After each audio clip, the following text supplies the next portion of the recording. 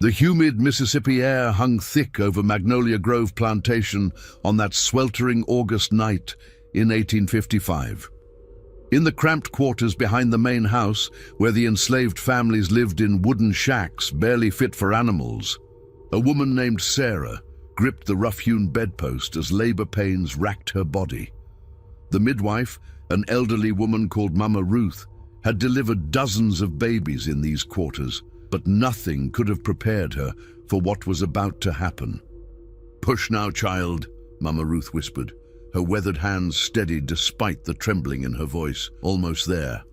Sarah's screams echoed through the thin walls, mixing with the distant sound of crickets and the ever-present hum of mosquitoes. The other women in the quarters had gathered outside, as was tradition, waiting to welcome another soul into their harsh world. They expected to hear the sharp cry of a newborn, that first declaration of life that every baby made upon entering the world. But when the child finally emerged, slippery and covered in blood, the quarters fell into an eerie silence. The baby boy was perfectly formed, 10 fingers, 10 toes, breathing steadily, but his lips remained sealed. His eyes, dark and alert, stared up at Mama Ruth with an intensity that made her hands shake. She had seen many things in her 70 years, but never had she delivered a child who didn't cry. "What's wrong with him?" Sarah gasped, struggling to sit up despite her exhaustion. "Why ain't he crying?" Mama Ruth cleaned the baby with trembling fingers, checking his airways, tapping his feet, even pinching his tiny arm. Nothing. The child simply watched her with those unnaturally calm eyes, his breathing steady and quiet. I don't rightly know," Mama Ruth admitted, her voice barely above a whisper. "He's breathing fine, seems healthy as can be, but..." Outside, the women began to murmur among themselves. In their experience, a baby who didn't cry was a baby who wouldn't live long. It was an omen, they said, a sign that something wasn't right with the child's spirit. Sarah reached for her son with shaking arms, pulling him to her chest. The baby latched onto her breast immediately, feeding with the same eerie silence that had marked his birth. As she looked down at his face, she noticed something that made her blood run cold. Even as he fed, his eyes remained open, staring up at her with an awareness that seemed far too old for a newborn. "What we gonna call him?" Mama Ruth asked, trying to break the oppressive silence that had settled over the room. Sarah thought for a moment, studying her son's face. There was something about his stillness, his quiet strength, that reminded her of the deep, silent waters of the Mississippi River that bordered the plantation. "Silas," she whispered. "His name is Silas." As if responding to his name, the baby's eyes shifted to meet his mother's gaze directly. For a moment, Sarah could have sworn she saw something flicker in those dark depths. Not the innocent confusion of a newborn, but something deeper, older, and infinitely more disturbing. Word of the silent birth spread quickly through the slave quarters. By morning, everyone knew about Sarah's boy who wouldn't cry. Some of the older folks whispered that it was a blessing, that perhaps God had given them a child who couldn't be broken by the horrors of plantation life. Others crossed themselves and muttered about curses and dark omens. Master Cornelius Whitmore, the plantation owner, heard about the strange birth from his overseer, a cruel man named Jeremiah Pike. Whitmore was a practical man who cared little for the superstitions of his slaves, but Pike seemed genuinely unsettled by the reports. "Never seen anything like it, sir," Pike said, removing his hat as he stood in Whitmore's study. "The women are all spooked. Some are saying the child ain't natural." Whitmore looked up from his ledger, where he was calculating the potential value of his newest piece of property. "Nonsense, Pike. A baby is a baby. If he's healthy, he'll work. If he's not, we'll deal with it accordingly." But even as he spoke, Whitmore felt a strange chill run down his spine. He had been born and raised on this plantation, had seen hundreds of slave children come into the world, and he had never heard of one who didn't cry. It was unnatural. As the days passed, Silas continued to confound everyone around him. He fed normally, slept peacefully, and grew at a healthy rate. But he never made a sound. Not a whimper, not a gurgle, not even the soft cooing that most babies made. When other children cried from hunger or discomfort, Silas would simply lie still, his dark eyes taking in everything around him with that same unsettling awareness. The silence was so complete, so absolute, that it began to affect everyone in the quarters. Conversations became hushed when Silas was present. Children would stop their games and stare at him with a mixture of fascination and fear. Even the adults found themselves speaking in whispers around the baby, as if his silence demanded reverence. Sarah tried to convince herself that her son was simply a quiet child, that there was nothing wrong with him. But late at night, when she held him close and felt his steady breathing against her chest, she couldn't shake the feeling that something fundamental was different about Silas.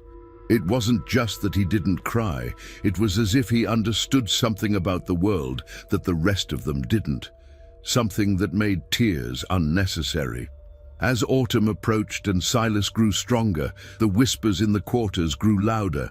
Some said he was blessed, chosen by God to endure what others could not. Others believed he was cursed, marked by something dark and terrible. But all agreed on one thing: Silas was unlike any child they had ever seen. And in the big house, Master Whitmore found himself thinking more and more about the silent baby in the quarters, wondering what kind of man such a child would grow up to be, and whether his unusual nature would prove to be a blessing or a curse for Magnolia Grove Plantation. 3 months had passed since Silas's birth, and his continued silence had become the source of increasing unease throughout Magnolia Grove. Master Whitmore, despite his initial dismissal of the slaves' concerns, found himself unable to ignore the growing tension in the quarters. Productivity had begun to suffer as the enslaved workers became increasingly distracted by whispered conversations about the silent child. More troubling still were the reports from Jeremiah Pike. The overseer, a man not easily rattled, had begun to avoid the section of the quarters where Sarah and Silas lived. He claimed the baby's stare made him uncomfortable, though he couldn't explain why. "It's like he's looking right through you," Pike had told Whitmore just that morning. "Like he knows things a baby shouldn't know." Whitmore had finally decided to take action. If there was something medically wrong with the child, it needed to be addressed. A sick slave was a worthless slave, and he couldn't afford to have his property compromised by superstition and fear. Dr. Edmund Hartwell arrived at Magnolia Grove on a crisp October morning, his black medical bag in hand and his expression skeptical. He was a man of science, educated at Harvard Medical School, and he had little patience for the folk beliefs of rural Mississippi. He had been summoned to examine what Whitmore described as an unusual infant, though the plantation owner had been vague about the specific nature of the problem. "I assure you, Mr. Whitmore, Dr. Hartwell said as they walked toward the slave quarters, "whatever ailment this child may have, there is undoubtedly a rational medical explanation. The human body is a complex machine, but it operates according to predictable principles." Whitmore nodded, though he couldn't shake his own growing unease about the situation. "I hope you're right, Doctor. The situation has become quite disruptive to the normal operations of the plantation." As they approached Sarah's cabin, they could see a small crowd of enslaved people gathered at a respectful distance. The moment they spotted the white men approaching, they quickly dispersed. But not before Dr. Hartwell caught sight of the fear in their eyes. Inside the cramped cabin, Sarah sat on her narrow bed, holding Silas against her chest. The baby, now 3 months old, had grown considerably, but remained as silent as the day he was born. His dark eyes tracked the movement of the 2 white men as they entered, and Dr. Hartwell felt an unexpected chill run down his spine. "This is the child?" he asked, setting down his medical bag and approaching slowly. "Yes, sir," Sarah replied quietly, her voice barely above a whisper. "This is Silas." Dr. Hartwell extended his hands. "May I examine him?" Sarah hesitated for a moment, her protective instincts warring with her knowledge that she had no choice in the matter. Reluctantly, she handed her son to the doctor. The moment Dr. Hartwell took the baby in his arms, he understood why the slaves were so unsettled. Silas didn't react to being handled by a stranger. No crying, no fussing, not even the typical startled response most infants displayed. Instead, he simply stared up at the doctor with those impossibly calm, dark eyes. "Remarkable," Dr. Hartwell murmured, more to himself than to anyone else. He began his examination, checking the baby's reflexes, examining his throat and airways, testing his responses to various stimuli. Everything appeared normal. More than normal, in fact. The child seemed exceptionally healthy and alert. "Has he ever made any sound at all?" the doctor asked Sarah. "No, sir. Not since the day he was born. Not a cry, not a whimper, nothing." Dr. Hartwell frowned, gently pinching the baby's arm to test his pain response. Most infants would cry immediately, but Silas simply turned his head to look at the spot where he had been pinched, his expression unchanged. "Extraordinary," the doctor whispered. He tried several more tests. Bright lights shined in the baby's eyes, loud noises near his ears, even a small needle prick on his finger to draw blood. Each time, Silas responded appropriately, turning towards sounds, blinking at lights, pulling his hand away from pain, but he never made a sound. Doctor Hartwell spent nearly an hour examining the child, growing more perplexed with each passing minute. By all medical standards, Silas was perfectly healthy. His vocal cords appeared normal, his hearing was clearly functional, and his neurological responses were appropriate for his age. There was simply no medical reason why he shouldn't be able to cry. "I've never encountered anything quite like this," Dr. Hartwell admitted to Whitmore as they stepped outside the cabin. "The child appears to be in perfect health. His vocal apparatus is fully functional, his nervous system is responding normally, and yet he doesn't cry," Whitmore finished. "Precisely. It's as if he has made a conscious decision not to vocalize, which is, of course, impossible for an infant of his age." As they spoke, neither man noticed that Silas had turned his head toward the window, his dark eyes fixed on them through the thin glass. Sarah, still holding her son, felt a shiver run through her as she watched her baby's intense focus on the two white men discussing his fate. Dr. Hartwell returned to his practice in Natchez that evening, but he couldn't stop thinking about the silent child. He consulted his medical texts, wrote letters to colleagues in New Orleans and Charleston, and even reached out to physicians in Europe who might have encountered similar cases. The responses he received were uniformly baffling. No one had ever documented a case of an otherwise healthy infant who simply refused to cry. Over the following weeks, Dr. Hartwell found himself making excuses to return to Magnolia Grove. He told Whitmore he wanted to monitor the child's development, but the truth was that Silas had become an obsession. The doctor had built his reputation on his ability to diagnose and treat any medical condition, and this silent baby represented a challenge to everything he thought he knew about human physiology. During his visits, Dr. Hartwell began to notice other unusual aspects of Silas's behavior. The baby seemed to understand far more than he should at his age. When adults spoke around him, his eyes would track from speaker to speaker as if he were following the conversation. When other children in the quarters cried or played loudly, Silas would turn toward the sounds with what appeared to be genuine interest. But he never attempted to join in or respond vocally. Most disturbing of all was the way Silas seemed to study the people around him. His gaze was too focused, too intelligent for a 3-month-old infant. Dr. Hartwell began to feel as though the baby was examining him just as thoroughly as he was examining the baby. The doctor's visits did not go unnoticed in the slave quarters. The enslaved community had their own theories about Silas's condition, theories that had nothing to do with medical science. Old Mama Ruth, who had delivered the baby, whispered to anyone who would listen that the child had been born with the sight, the ability to see and understand things that others could not. "That baby knows things," she would say, shaking her head. "He sees what's coming, and that's why he don't cry."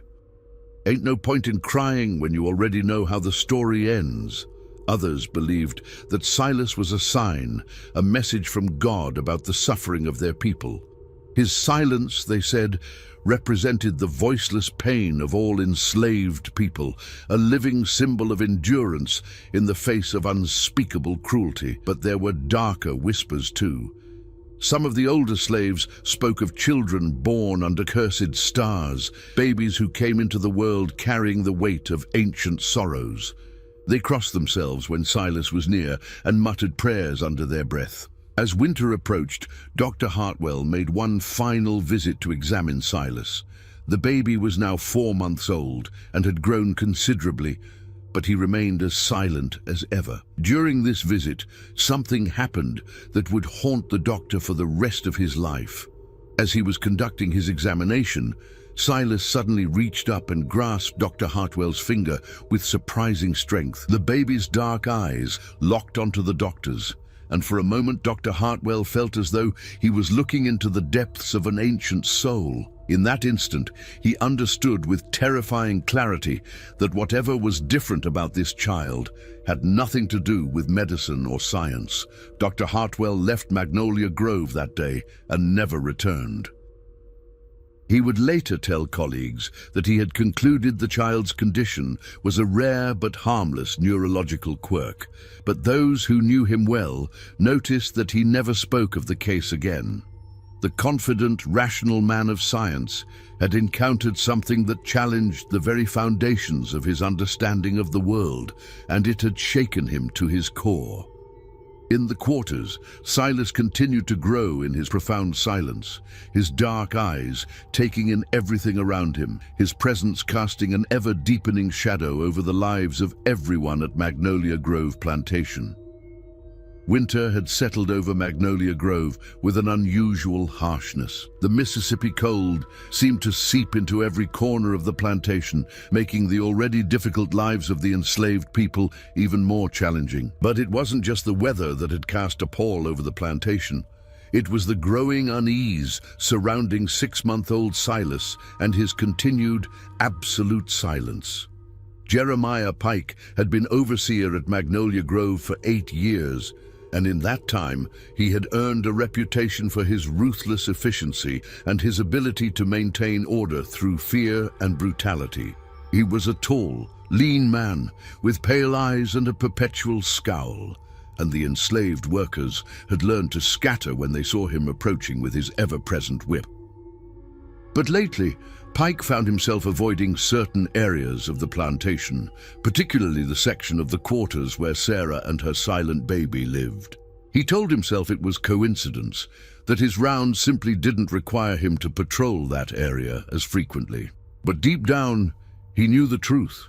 The baby unnerved him in a way he couldn't explain or admit. It had started with small things. The way the baby's eyes seemed to follow him when he passed by the cabin, the unnatural stillness that seemed to emanate from the child, as if his very presence absorbed sound and movement from the surrounding area. Pike had noticed that even the other slave children played more quietly when Silas was nearby, their usual laughter and chatter reduced to whispers. The breaking point came on a particularly cold February morning.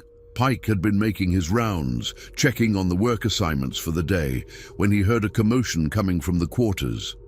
One of the field hands, a young man named Marcus, had apparently collapsed during the night and was running a high fever. Pike approached the scene with his usual swagger, ready to determine whether the slave was genuinely ill or simply malingering. But as he drew closer, he noticed that Sarah was there with her baby, having come to help tend to the sick man. Silas was cradled in her arms, his dark eyes taking in the scene with that same unsettling awareness that had begun to haunt Pike's dreams. "What's the situation here?" Pike demanded, his voice cutting through the worried murmurs of the gathered slaves. "Marcus took sick in the night, sir," replied an elderly man named Joseph. "Fever's got him bad. Sarah here's been helping tend to him." Pike looked down at Marcus, who was indeed burning with fever and delirious. It was clear the man was genuinely ill, not faking. But as Pike stood there deciding what to do, he became aware of Silas's gaze fixed on him. The baby's eyes seemed to bore into him with an intensity that made his skin crawl. "Get him to the sick house," Pike ordered, his voice rougher than usual. "And keep the baby away from the sick man.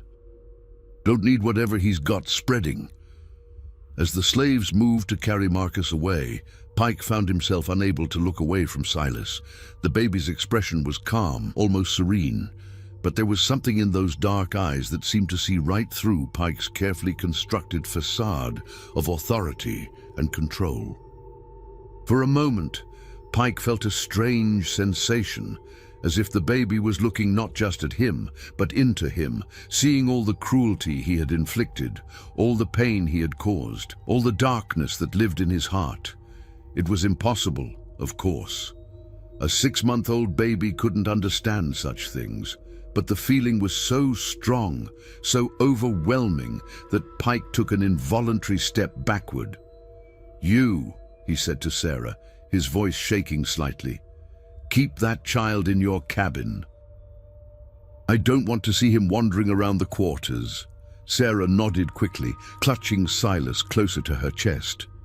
She had noticed the change in Pike's behavior around her son, and while she didn't understand it, she was grateful for anything that might keep the brutal overseer away from them. As Pike walked away, he could feel Silas's eyes on his back, and he had to resist the urge to break into a run. That night, he drank more than usual, trying to wash away the memory of those dark, knowing eyes.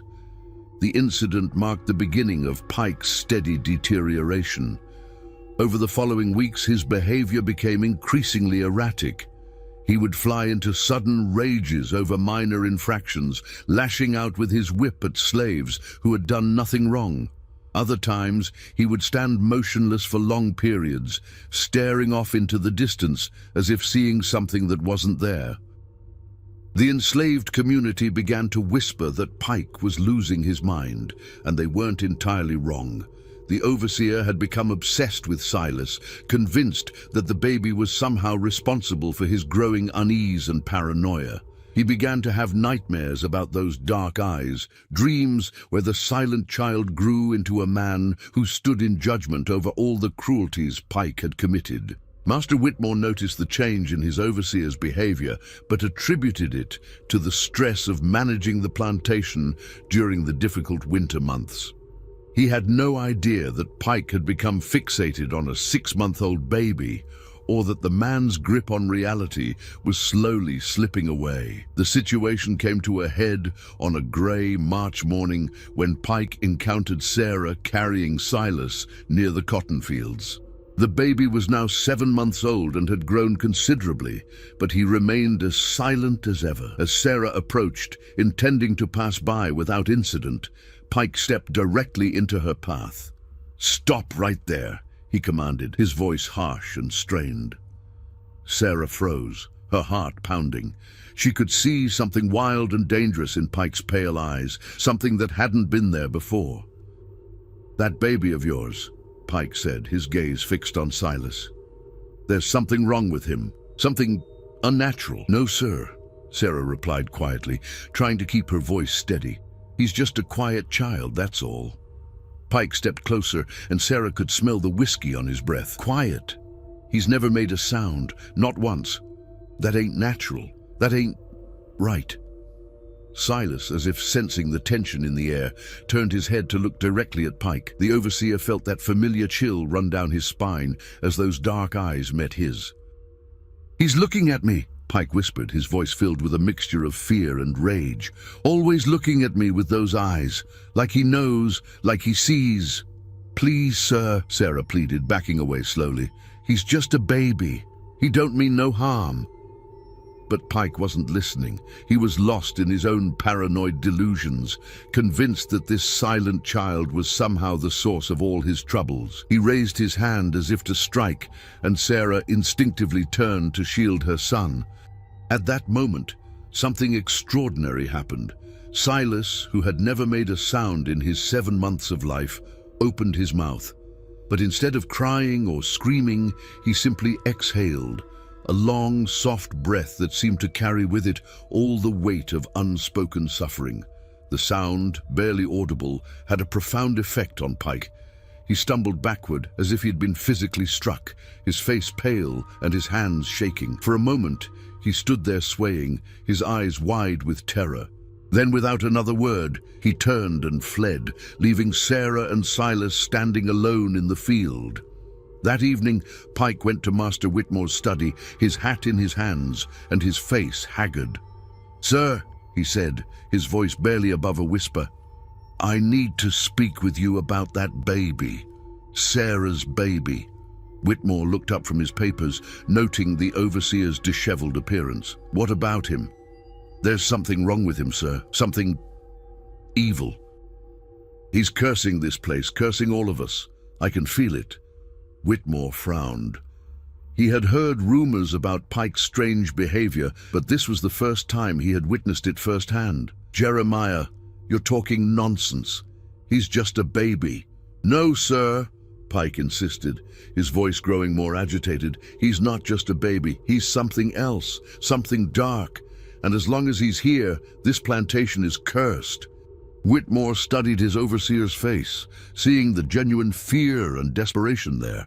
Pike had always been a hard man, but he had never been prone to flights of fancy or superstition. The fact that he was speaking this way now was deeply troubling. "I think you need some time away from the plantation," Whitmore said carefully. "Perhaps a visit to your sister in Vicksburg would do you good." Pike shook his head violently. "You don't understand, sir. That baby, he sees things, he knows things. And he's waiting. Waiting for what?" Pike's voice dropped to a whisper. "For us to pay for what we've done."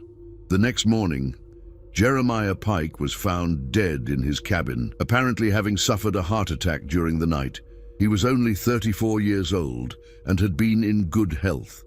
The doctor who examined the body could find no explanation for his sudden death, though he noted that Pike's face was frozen in an expression of absolute terror. In the slave quarters, the news of Pike's death was met with a mixture of relief and unease. The brutal overseer was gone, but the circumstances of his death only added to the growing legend surrounding Silas and his mysterious silence. Sarah held her son closer that night, whispering prayers of protection over his silent form. She didn't know what power her child possessed, if any, but she knew that his very existence had somehow brought about the downfall of one of their greatest tormentors. And in his mother's arms, Silas lay quietly, his dark eyes reflecting the flickering candlelight, his silence deeper and more profound than ever before. Spring had arrived at Magnolia Grove, bringing with it new growth and the promise of another brutal planting season. But the death of Jeremiah Pike had left the plantation in a state of unease that even the warming weather couldn't dispel. Master Whitmore had quickly hired a new overseer, a man named Thomas Crawford, who came with strong recommendations from a neighboring plantation. However, the whispers about Silas and his connection to Pike's mysterious death continued to spread throughout the quarters and beyond.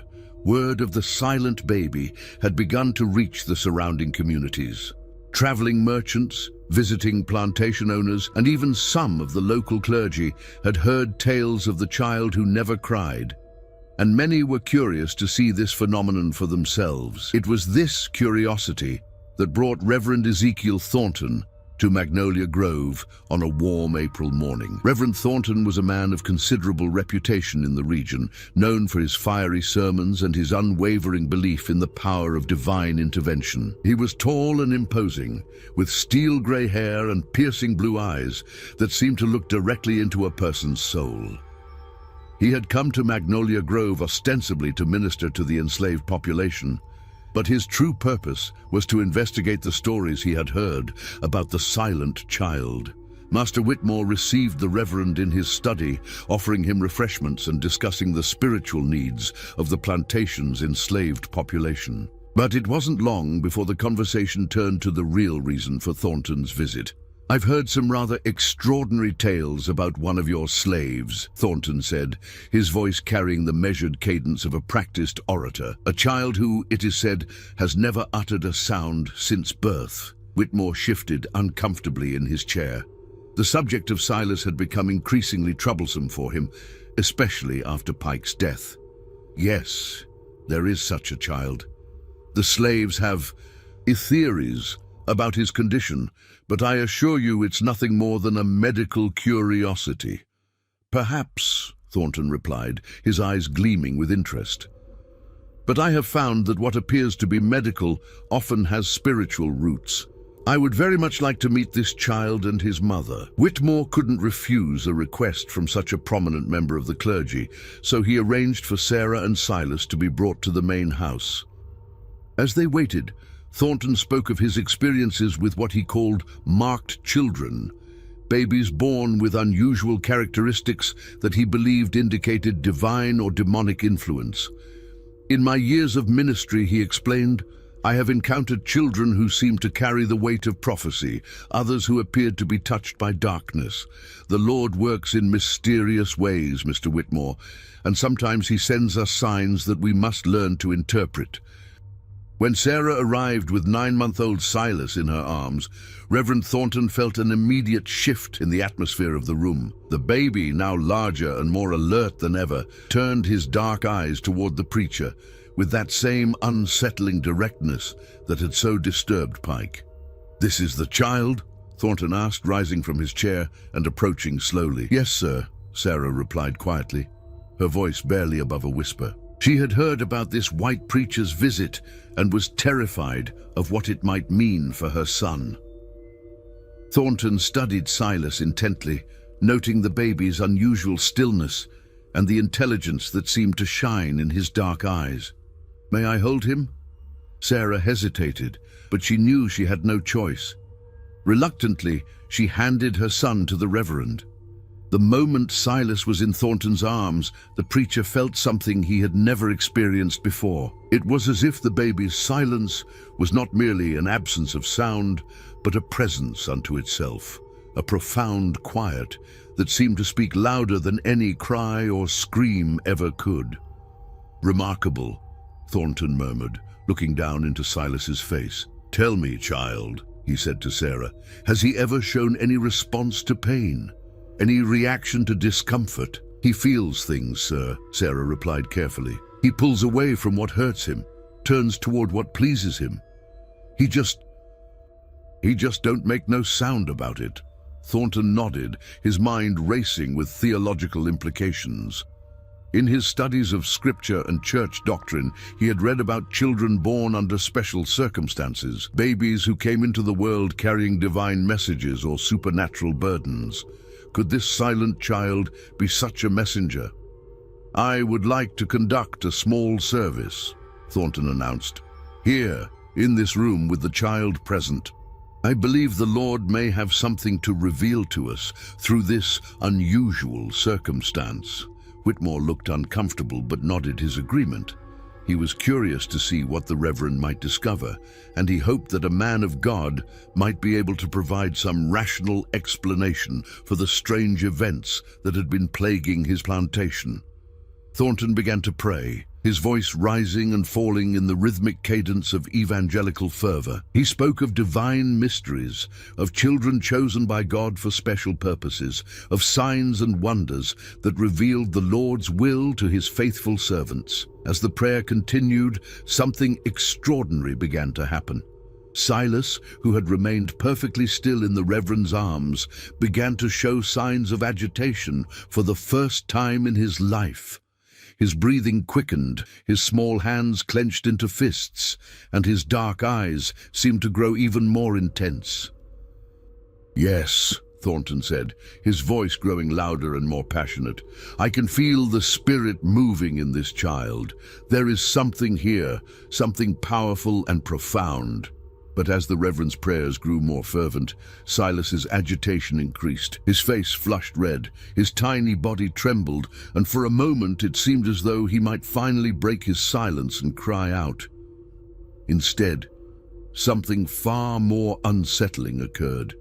The temperature in the room seemed to drop suddenly, and the afternoon sunlight streaming through the windows dimmed as if clouds had passed over the sun. The very air seemed to thicken, making it difficult to breathe. Thornton's prayers faltered as he felt an overwhelming sense of presence in the room. Not the divine presence he had been seeking, but something else entirely. Something ancient and sorrowful and infinitely patient. "What?" he began, but his words died in his throat as he looked down at Silas. The baby's eyes had changed somehow, becoming deeper and darker, as if they contained depths that went far beyond the physical world. In that moment, Thornton understood with terrifying clarity that he was not dealing with a simple medical anomaly or even a divine blessing. This child was something else entirely, a being who existed at the intersection of the physical and spiritual worlds, carrying within his small form the accumulated weight of countless unspoken sorrows. The Reverend's hands began to shake as he held Silas, and he felt an overwhelming urge to put the baby down and flee from the room. But he was transfixed by those dark eyes, unable to look away from the ancient wisdom that seemed to peer out from behind them. "Reverend?" Whitmore's voice seemed to come from very far away. "Are you all right?" Thornton blinked, and suddenly the room returned to normal. The temperature rose, the sunlight brightened, and the oppressive atmosphere lifted. But the memory of what he had experienced remained, burned into his consciousness like a brand. With trembling hands, he returned Silas to his mother's arms. The baby settled immediately, his expression returning to its usual calm serenity, as if nothing unusual had happened.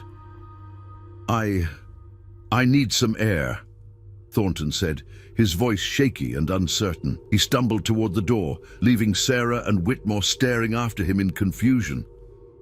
Outside, Thornton leaned against the porch railing, his heart pounding and his mind reeling from what he had experienced.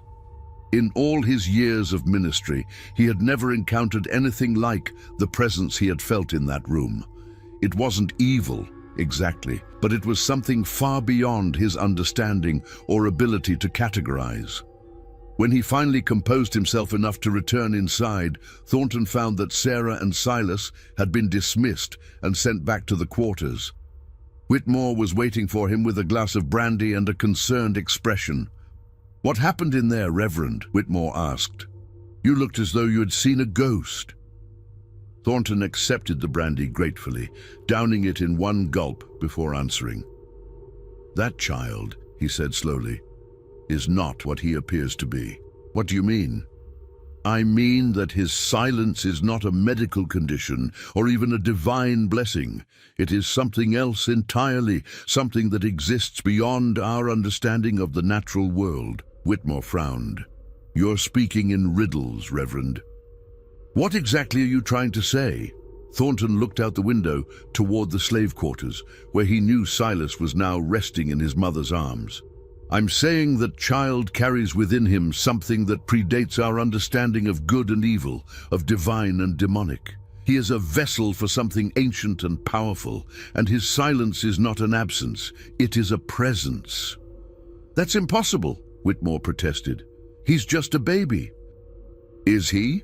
Thornton asked, turning to meet Whitmore's gaze. "Have you ever looked into his eyes, truly looked? Have you ever felt the weight of his silence pressing down on you like a physical force?" Whitmore didn't answer, but his expression suggested that he had indeed experienced something similar. Thornton left Magnolia Grove that evening, but not before warning Whitmore to be careful around the child. "Whatever that baby is," he said as he climbed into his carriage, "he is far more than he appears, and I fear that his presence here will bring consequences that none of us can foresee." As the Reverend's carriage disappeared down the plantation road, Whitmore stood on his porch and looked out toward the slave quarters. Somewhere in that collection of ramshackle cabins, a silent baby lay sleeping in his mother's arms, carrying within his small form mysteries that defied explanation and powers that challenged everything Whitmore thought he knew about the world. The wind picked up, rustling the leaves of the old oak trees that surrounded the plantation house, and for a moment Whitmore could have sworn he heard something in that wind, not a voice exactly, but a presence, ancient and patient and infinitely watchful. He shivered and went inside, but sleep would not come easily that night. Summer had arrived at Magnolia Grove with a vengeance, bringing with it the oppressive heat and humidity that made life on the Mississippi plantation nearly unbearable. The cotton fields stretched endlessly under the blazing sun, and the enslaved workers labored from dawn to dusk in conditions that would have broken lesser souls. But it wasn't just the physical hardships that weighed heavily on the plantation. It was the growing sense that something fundamental had shifted since the arrival of the silent child. Silas was now 1 year old, and his continued silence had become a source of legend throughout the region. Visitors came from as far away as New Orleans and Memphis to see the baby who never cried, and each departure carried with it new stories and theories about his unusual condition. Some claimed he was blessed by God, others whispered that he was cursed by darker forces, but all agreed that there was something profoundly unsettling about the child's absolute quiet. Master Whitmore had grown increasingly troubled by the attention his plantation was receiving.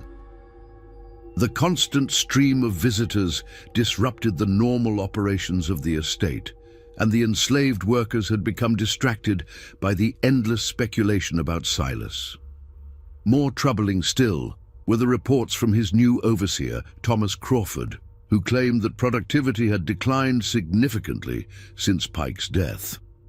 "It's that baby, sir," Crawford had told Whitmore just that morning. "The slaves are all spooked by him. They whisper about him constantly, and some of them seem almost afraid to work when he's nearby." Crawford was a practical man, less prone to superstition than his predecessor, but even he had to admit that there was something unnerving about the silent child. Unlike Pike, however, Crawford's response was not fear but anger. He saw Silas as a disruptive influence that needed to be controlled, and he had begun to pressure Whitmore to take action. The breaking point came on a sweltering July afternoon when the heat had reached nearly unbearable levels. The enslaved workers were struggling to maintain their pace in the cotton fields, and tempers were running high throughout the plantation. It was on this day that Crawford decided to make an example of Sarah and her son. Sarah had been working in the main house, helping with the laundry and cleaning, while Silas rested in a basket nearby. The baby, now walking and more mobile than ever, had begun to explore his surroundings with the same silent curiosity that had marked his entire life. He would toddle around the quarters, observing everything with those dark, intelligent eyes. But he never made a sound, no babbling, no laughter, no cries of excitement or frustration. Crawford had been watching Sarah work, his pale eyes fixed on her with an intensity that made her increasingly uncomfortable.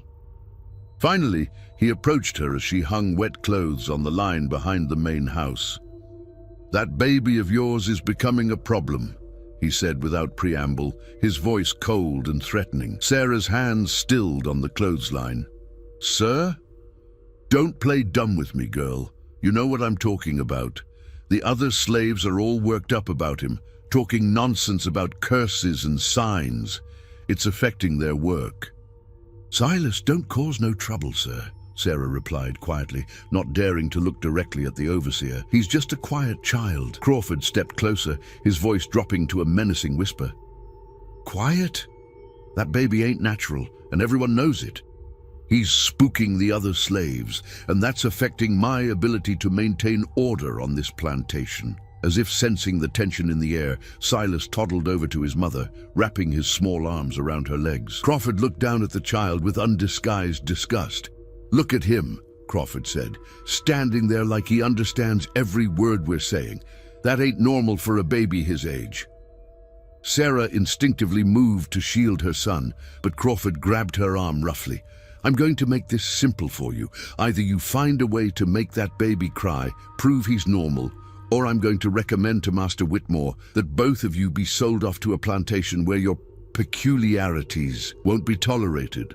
The threat hung in the air like a physical presence. Sarah knew that being sold away from Magnolia Grove would likely mean separation from her son, and possibly a fate far worse than anything they had experienced so far. "Please, sir," she whispered, tears streaming down her face. "He's just a baby. He can't help the way he is." Crawford's grip tightened on her arm. "Then you better find a way to help him, because I'm not going to let one strange baby disrupt the entire operation of this plantation." At that moment, something extraordinary happened. Silas, who had been standing quietly beside his mother, suddenly looked up at Crawford with an expression that was far too mature for his young face. The overseer found himself staring into those dark eyes, and for a moment he felt the same chill that had plagued Pike in his final months. But Crawford was made of sterner stuff than his predecessor. Instead of backing down, he reached out and grabbed Silas by the arm, lifting the toddler off the ground. "Let's see if we can't get some sound out of you," he said, his voice filled with cruel determination. What followed was one of the most disturbing scenes in the history of Magnolia Grove. Crawford, driven by frustration and a need to prove his authority, began to systematically attempt to force Silas to cry. He pinched the child, shook him, even struck him with his open hand. Through it all, Silas remained absolutely silent, his dark eyes fixed on Crawford's face with an intensity that seemed to burn. Sarah screamed and begged, trying to reach her son, but Crawford held her back with one hand while continuing his assault on the child with the other. Other slaves began to gather, drawn by Sarah's cries, but none dared to intervene directly against the white overseer. The scene might have continued indefinitely, but it was interrupted by the arrival of Master Whitmore himself, who had heard the commotion from his study. He took in the scene with growing horror, his overseer brutalizing a baby, while the child's mother screamed in anguish. "Crawford!" Whitmore shouted. "What in God's name are you doing?" The overseer turned, still holding Silas, his face flushed with exertion and rage. "I'm trying to prove this baby is normal, sir. I'm trying to make him cry like any other child would." Whitmore looked at Silas, who, despite the abuse he had endured, remained completely silent. The baby's face was red from Crawford's strikes, and there were clear marks on his small arms where he had been pinched and grabbed. But his eyes, those dark, knowing eyes, remained calm and focused. "Put the child down," Whitmore ordered, his voice deadly quiet. Crawford hesitated for a moment, then reluctantly set Silas on the ground. The toddler immediately ran to his mother, who scooped him up and held him close, sobbing with relief. "Sir," Crawford began, "I was just trying to—" "You were torturing a baby," Whitmore cut him off, "in front of his mother and half the plantation. What kind of man does such a thing? But sir, the child isn't normal. Look at him. After everything I just did to him, he hasn't made a sound. That's not natural." Whitmore looked at Silas, who was indeed showing no signs of distress, despite the abuse he had suffered. The baby's silence in the face of such treatment was indeed unnerving, but Whitmore found himself more disturbed by Crawford's actions than by the child's response. "Pack your things," Whitmore said quietly. "You're no longer welcome on this plantation." Crawford's face went white. "Sir, you can't be serious. I was just trying to maintain order. That baby is a disruptive influence. The only disruptive influence I see here is you," Whitmore replied. "You have 1 hour to gather your belongings and leave my property." As Crawford stalked away, muttering under his breath about ungrateful employers and unnatural children, Whitmore approached Sarah and Silas. The baby looked up at him with those same dark eyes, and for a moment Whitmore felt as though he was being judged by something far older and wiser than a 1-year-old child. "I'm sorry," Whitmore said quietly, though he wasn't entirely sure whether he was apologizing to Sarah or to Silas himself. That should never have happened. Sarah nodded, still clutching her son protectively. Thank you, sir. Thank you for stopping him. As Whitmore walked back to the main house, he couldn't shake the image of Silas's calm, silent endurance in the face of Crawford's brutality. The child had absorbed pain and violence without making a sound, as if he understood that crying would serve no purpose, that silence was a form of strength rather than weakness. That night, as word of the day's events spread through the slave quarters, the legend of Silas grew even stronger. The enslaved community spoke in hushed tones about the baby who could endure any suffering without breaking, who faced cruelty with a silence that seemed to speak louder than any scream. Some said it was a sign that their people's suffering would not last forever, that God had sent them a child who embodied their strength and endurance.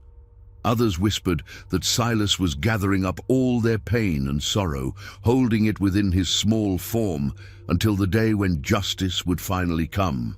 But all agreed on one thing: the silent child was no ordinary baby. He was something more, something that carried within him the weight of their collective experience and the promise of something greater to come.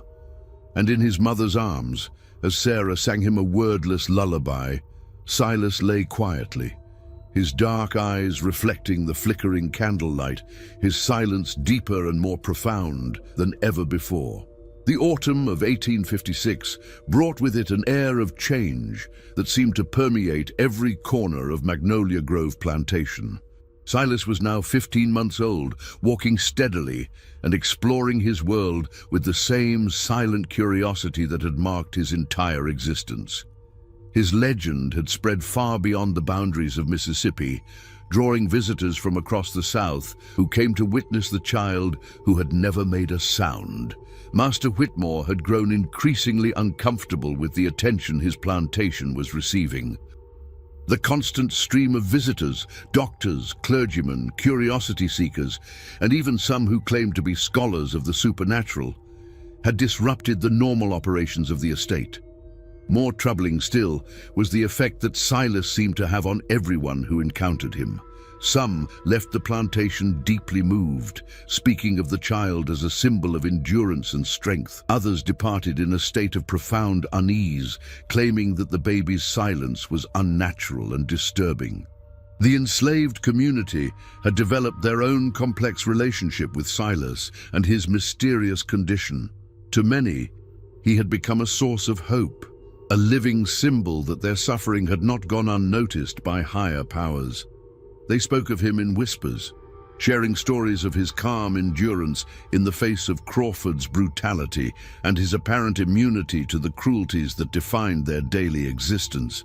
But there were others in the quarters who viewed Silas with suspicion and fear. They whispered that his silence was a curse, that his presence brought misfortune to those around him.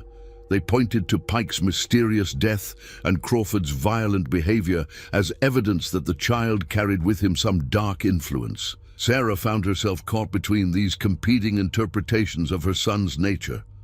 She loved Silas with a fierce, protective devotion, but she couldn't deny that there was something profoundly different about him. As he grew older, his silence seemed to deepen rather than diminish. He would watch the world around him with those dark, intelligent eyes, taking in everything but never attempting to communicate through sound. The crisis that would define Silas's future began on a cold November morning when a new visitor arrived at Magnolia Grove. Dr. Aldrich Blackwood was a man of considerable reputation in certain circles, a physician and researcher who specialized in what he called anomalous human conditions. He had traveled from Charleston specifically to examine Silas, having heard reports of the child's unusual characteristics. Dr. Blackwood was unlike the other visitors who had come to see Silas. Where others had been content to observe and speculate, Blackwood came with a specific agenda. He believed that Silas represented a unique opportunity to study what he termed developmental aberrations, and he had convinced Master Whitmore to allow him to conduct a series of comprehensive examinations. "I assure you, Mr. Whitmore," Blackwood said as they discussed his proposed research, "my methods are entirely scientific and humane. I simply wish to document this child's condition for the advancement of medical knowledge." Whitmore, who had grown weary of the constant speculation about Silas, saw Blackwood's visit as an opportunity to finally obtain some definitive answers about the child's condition. He agreed to allow the doctor to examine Silas, though he insisted that the child's mother be present during all procedures. The examinations began the following day in a room that Blackwood had converted into a makeshift laboratory. Sarah sat in a corner, holding Silas on her lap, while the doctor conducted a series of tests designed to measure the child's responses to various stimuli. Blackwood was thorough and methodical, testing Silas's hearing, vision, reflexes, and cognitive abilities. What he discovered both fascinated and disturbed him. The child's physical development was completely normal. In fact, he seemed to be slightly advanced for his age in terms of motor skills and apparent intelligence. His hearing was perfect, his vision acute, and his neurological responses were entirely appropriate.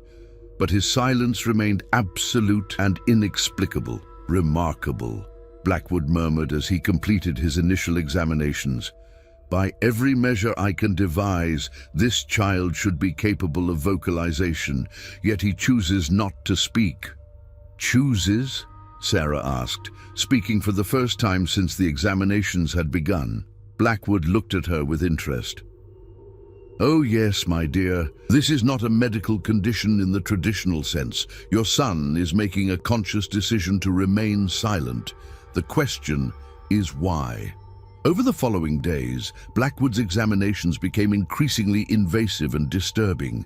He subjected Silas to a series of tests designed to provoke vocal responses, loud noises, bright lights, mild electric shocks, and even brief periods of separation from his mother. Through it all, Silas remained completely silent, enduring each test with the same calm composure that had marked his response to Crawford's brutality. But as the examinations continued, something began to change in the atmosphere around the plantation. The enslaved workers reported strange dreams and unexplained feelings of unease. Some claimed to hear whispers in the wind, voices speaking in languages they didn't recognize. Others reported seeing shadows moving in their peripheral vision, shapes that disappeared when they turned to look directly at them. Master Whitmore himself began to experience disturbing phenomena. He would wake in the middle of the night with the feeling that someone was watching him, only to find his bedroom empty. During the day, he would catch glimpses of movement in the corners of his vision, but when he turned to investigate, he would see nothing. The breaking point came on the 5th day of Blackwood's examinations. The doctor had become increasingly frustrated by his inability to provoke any vocal response from Silas, and his methods had grown correspondingly more extreme.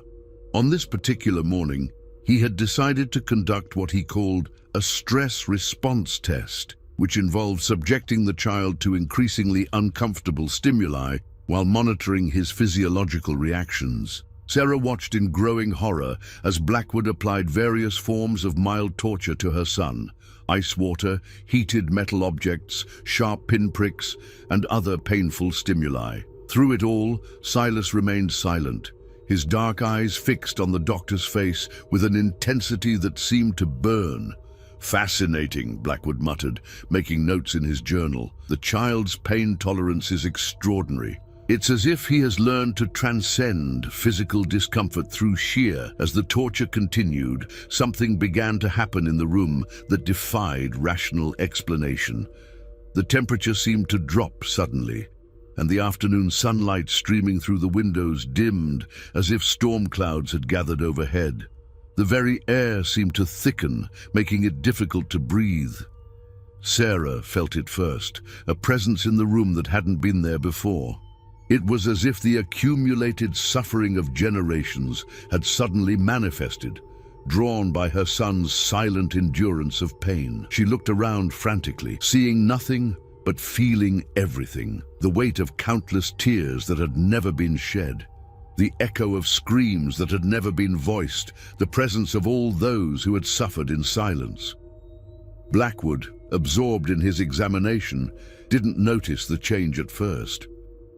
But as he prepared to apply another painful stimulus to Silas, he suddenly found himself unable to move. His hand, holding a heated metal probe, froze in midair as if gripped by an invisible force. "What?" he began, but his words died in his throat as he looked into Silas's eyes. The child's gaze had changed, becoming deeper and darker than ever before. In those dark depths, Blackwood saw something that made his blood run cold. Not the innocent confusion of a toddler, but the accumulated wisdom and sorrow of ages. It was as if he was looking into the eyes of every enslaved person who had ever lived and died in silence, every soul who had endured unspeakable suffering without the luxury of complaint. The room began to fill with whispers.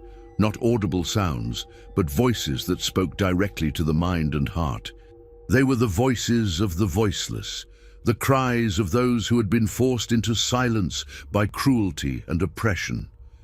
They spoke of pain endured, of dignity maintained in the face of dehumanization, of strength found in the darkest moments of despair. Blackwood tried to step back, but found himself rooted in place, forced to confront the reality of what he was doing.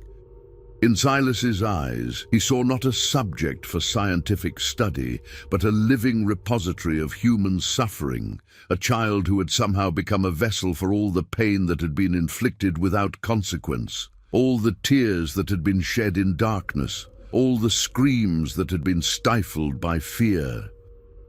The whispers grew louder, more insistent, and Blackwood began to understand that he was not just examining a child, he was standing in judgment before something far greater and more terrible than he had ever imagined. The accumulated weight of centuries of injustice pressed down on him, and he felt his sanity beginning to crack under the pressure. "Stop," he whispered, his voice barely audible. "Please, stop." But the presence in the room was not finished with him. Through Silas's eyes, Blackwood was forced to witness the true horror of what he and others like him had done. The casual cruelty, the dehumanization, the reduction of human beings to property to be studied and experimented upon. He saw himself as he truly was, not a man of science, but a torturer hiding behind the facade of research. The metal probe fell from his nerveless fingers, clattering to the floor with a sound that seemed to echo through eternity. Blackwood stumbled backward, his face pale and his hands shaking uncontrollably. I can't," he stammered, his carefully constructed composure crumbling completely. This isn't natural." Sarah, still holding Silas, watched as the doctor fled from the room, leaving behind his instruments and his notes in his desperate haste to escape. The presence that had filled the room began to fade, the temperature returned to normal, and the oppressive atmosphere lifted. But the silence that remained was different now, deeper and more profound than ever before. It was no longer just the absence of sound, but the presence of something far more powerful. It was the silence of accumulated strength, of endurance beyond human understanding, of a spirit that could not be broken no matter what cruelties were inflicted upon it. Master Whitmore found Blackwood in his study an hour later, packing his belongings with frantic haste. The doctor's hands were still shaking, and his face was ashen with terror. "Leaving so soon, Doctor?" Whitmore asked, though he could see that something had profoundly disturbed his guest. "That child," Blackwood said without looking up from his packing. He's not what we thought he was." "What do you mean?"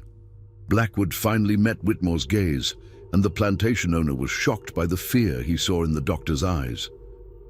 "He's not just a child with an unusual medical condition. He's something else entirely, a vessel for something ancient and powerful, something that judges us for our actions." "That's ridiculous," Whitmore protested, but his voice lacked conviction. "Is it?" Blackwood asked, his voice rising with hysteria. "Have you looked into his eyes, truly looked? Have you felt the weight of his silence pressing down on you like the judgment of God himself?" Whitmore didn't answer, but his expression suggested that he had indeed experienced something similar. Blackwood finished his packing and headed for the door, but he paused on the threshold. "That child carries within him the accumulated suffering of his people," he said quietly. "And one day that suffering will demand an accounting. Mark my words, Mr. Whitmore, the silence will not last forever." As Blackwood's carriage disappeared down the plantation road, Whitmore stood on his porch and looked out toward the slave quarters. Somewhere in that collection of humble cabins, a silent child sat in his mother's arms, carrying within his small form mysteries that defied explanation and powers that challenged everything Whitmore thought he knew about justice and retribution. The wind picked up, rustling the leaves of the old oak trees, and for a moment Whitmore could have sworn he heard something in that wind, not voices exactly, but the echo of all the words that had never been spoken, all the cries that had never been heard, all the prayers that had been offered up in desperate silence. He shivered and went inside, but he knew that sleep would not come easily that night, or any night thereafter. The reckoning had begun, and there was no escaping the judgment that was to come. Winter had settled over Magnolia Grove with an unusual severity, as if the very earth was holding its breath in anticipation of something momentous. Silas was now 18 months old, and the events surrounding Dr. Blackwood's hasty departure had only added to his growing legend. Word had spread throughout the region about the doctor's terrified flight from the plantation, and with it came new theories about the nature of the silent child. Master Whitmore had aged considerably in the months following Blackwood's visit. The confident, pragmatic plantation owner had been replaced by a man haunted by doubts and fears he couldn't name. He found himself avoiding the slave quarters entirely, unable to bear the thought of encountering Silas and those dark, knowing eyes that seemed to see straight through to his soul. The enslaved community had noticed the change in their master, and they understood its significance. The white man, who had once seemed so powerful and untouchable, was now afraid of a baby who had never spoken a word. It was a shift in the natural order that gave them hope, even as it filled them with a sense of impending change. Sarah had watched her son grow with a mixture of pride and trepidation. Silas was developing normally in every way except for his continued silence. He walked confidently now, explored his surroundings with intelligent curiosity, and seemed to understand everything that was said to him. But he had never attempted to speak, never made any sound beyond the soft whisper of his breathing. What troubled Sarah most was the way other people reacted to her son. Adults would fall silent in his presence, children would stop their play to stare at him, and even the plantation's animals seemed to sense something different about him. Dogs would whimper and back away when he approached. Horses would become skittish, and even the birds seemed to quiet their songs when he was near. The crisis that would define the final chapter of Silas's time at Magnolia Grove began on a cold February morning in 1857. A group of slave catchers had arrived at the plantation, pursuing a family of escaped slaves who were believed to be hiding in the area.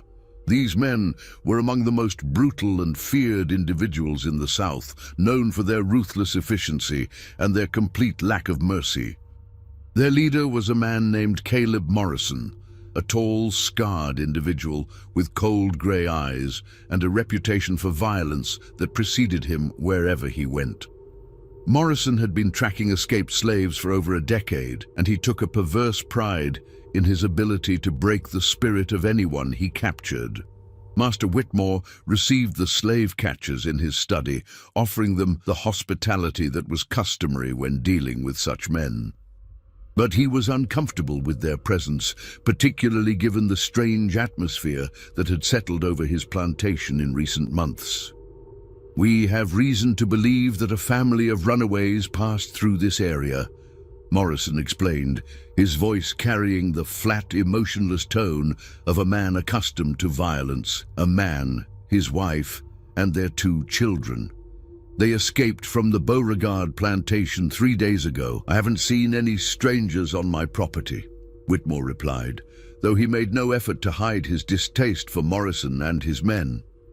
With your permission, we'd like to search the slave quarters, Morrison said. Sometimes runaways will hide among other slaves, hoping to blend in until the search passes. Whitmore nodded reluctantly. He knew he had no choice but to cooperate with the slave catchers, regardless of his personal feelings about their methods. The search began immediately, with Morrison and his men moving through the quarters like a plague of locusts. They overturned belongings, questioned the enslaved workers harshly, and generally created an atmosphere of terror and intimidation. It was during this search that Morrison first encountered Silas. Sarah was in her cabin, holding her son close and trying to keep him calm despite the chaos outside. When Morrison kicked open her door and stepped inside, she instinctively moved to shield Silas from view. "What have we here?" Morrison asked, his cold eyes taking in the scene. "A woman and her baby, hiding in the shadows." "We ain't hiding, sir," Sarah replied quietly. "This is our home." Morrison stepped closer, and as he did, his gaze fell on Silas. The child looked up at him with those same dark, intelligent eyes that had unsettled so many others, and Morrison felt an immediate and inexplicable sense of unease. "Strange-looking baby," Morrison commented, his voice carrying a note of suspicion. "How old is he?" 18 months, sir." Morrison frowned. In his experience, children that age were usually noisy and active, but this baby was perfectly still and silent. "Why isn't he making any noise?" "Most babies cry when strangers come around." "He's just a quiet child, sir," Sarah replied, her voice barely above a whisper. Morrison's eyes narrowed. There was something about this baby that bothered him, something that set off every instinct he had developed during his years of hunting human beings. He had learned to trust those instincts, and they were telling him that there was more to this situation than met the eye. "Let me see him," Morrison demanded, reaching for Silas. Sarah hesitated, but she knew she had no choice. Reluctantly, she allowed Morrison to take her son from her arms. The moment Morrison held Silas, he felt the same overwhelming presence that had terrified Dr. Blackwood and driven Reverend Thornton to flee. It was as if the baby's silence was not empty space, but a void, filled with something ancient and terrible, the accumulated weight of centuries of suffering and injustice. Morrison was not a man easily intimidated, but as he looked into Silas's eyes, he felt something he had never experienced before, genuine fear. It was as if the baby could see into his soul, could witness every cruel act he had committed, every life he had destroyed in his pursuit of escaped slaves. "What's wrong with this baby?" Morrison asked, his voice rougher than usual. "Nothing's wrong with him, sir," Sarah replied. "He's just different." "Does he?" Morrison continued to stare into Silas's eyes, and as he did, he began to see things, images that flashed through his mind like lightning. He saw the faces of all the people he had captured and returned to slavery, heard their screams and pleas for mercy, felt the weight of their despair settling on his shoulders like a physical burden. But more than that, he began to understand that his actions had consequences beyond the immediate suffering he inflicted. Every person he captured, every family he destroyed, every dream he crushed, added to a growing debt that would eventually demand payment. "This isn't natural," Morrison whispered, his hands beginning to shake as he held the silent child. "This baby, he's not right." As if responding to Morrison's words, Silas did something he had never done before. He reached up with one small hand and touched the slave catcher's scarred cheek. The contact was gentle, almost tender, but Morrison recoiled as if he had been burned. In that moment of contact, Morrison experienced something that would haunt him for the rest of his life. He felt with overwhelming clarity the pain and suffering of every person he had ever harmed. He experienced their fear, their desperation, their anguish as if it were his own. And through it all, he heard a voice, not audible but speaking directly to his consciousness, asking a simple question: was it worth it? Morrison stumbled backward, nearly dropping Silas in his haste to get away from the child. His face was pale, and his breathing was labored, as if he had just run a great distance. "Take him," he said to Sarah, his voice shaking. "Take him, and keep him away from me." Sarah quickly reclaimed her son, holding him protectively against her chest. Silas settled immediately, his expression returning to its usual calm serenity, as if nothing unusual had happened. Morrison backed toward the door, his eyes never leaving Silas's face. "That baby," he said to Sarah, his voice filled with a mixture of fear and awe. "He's not just different, he's something else entirely." The slave catcher fled from the cabin, leaving Sarah and Silas alone. Outside, Morrison's men could hear him shouting orders to pack up and leave immediately. The search for the escaped slaves was abandoned, and within an hour, the entire group had departed Magnolia Grove as if pursued by demons. Word of Morrison's terrified flight spread quickly through the slave quarters and beyond. The story grew with each telling, how the most feared slave catcher in Mississippi had been reduced to a trembling, broken man by a single touch from the silent baby. Master Whitmore heard the story and felt a chill run down his spine. He had witnessed the effect that Silas had on others, but Morrison's reaction was the most extreme yet. It was becoming clear that the child's influence was growing stronger, and Whitmore began to fear what might happen if that influence continued to spread.